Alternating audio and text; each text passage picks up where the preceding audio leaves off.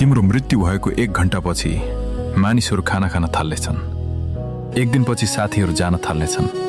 1 हप्तापछि तिम्रो ठाउँमा अरू कसैले काम गर्नेछ। 1 महिनापछि तिम्रा सामानहरू बिक्न थाल्नेछन् र 1 वर्षपछि तिमीलाई पूर्ण रूपमा बिर्सिनेछ। तर तिमी आफ्नो सारा जीवन यो सोचेर बिताउँछौ, मानिसहरूले मेरो बारेमा के सोच्नेछन्।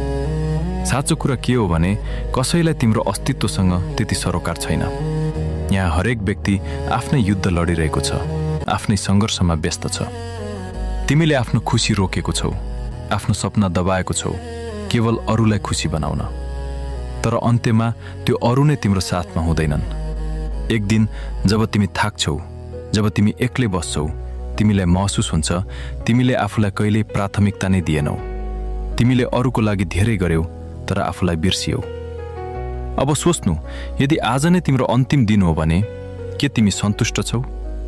के तिमीले आफ्नो मनले चाहेको जीवन बाँचेका छौ?